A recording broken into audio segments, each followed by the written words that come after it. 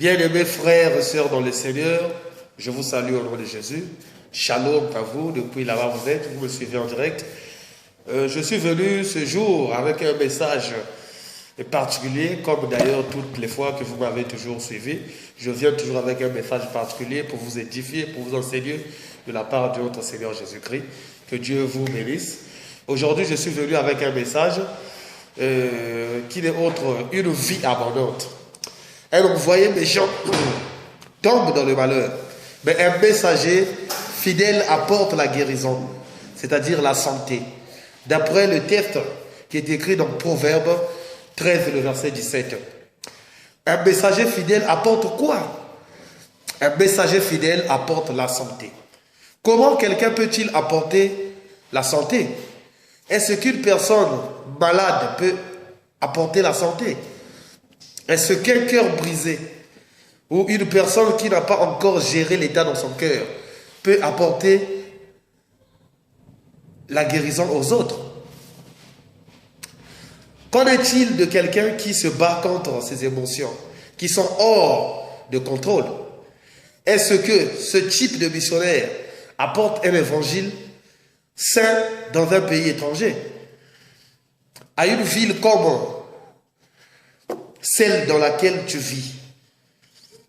Quand nous disons nous sommes des missionnaires, mon désir est que nous soyons des missionnaires saints, que nous puissions apporter la guérison, que nous puissions être des messagers fidèles. Considérons ce à quoi nous devons être fidèles. Oui, à apporter l'évangile au monde qui nous entoure. Et oui, à aider ceux qui sont dans le besoin. Mais la première chose à laquelle nous devons être fidèles, c'est à la condition de notre propre cœur. Nous devons en venir à savoir ou à avoir un cœur fort et saint devant le Seigneur. Ne soupires-tu pas après une telle chose?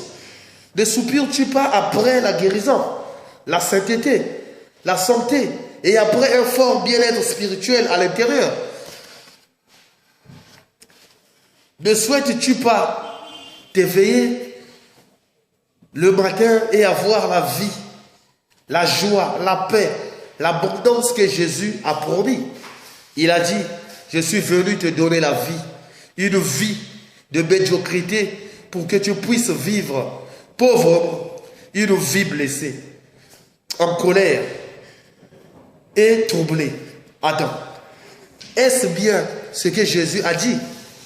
Ou bien a-t-il dit, je suis venu afin que les hommes aient la vie, une vie abondante. Jean 10, le verset 10. Une vie abondante, saine, bien remplie, vigoureuse, forte, courageuse. Nous devions tout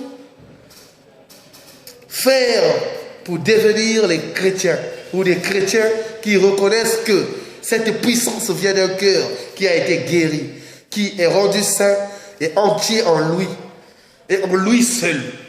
Qu'on ne te trompe pas, qu'on ne te gare pas, qu'on te dise que là-bas, à X ou à Z, là-bas on peut guérir le cœur. Non.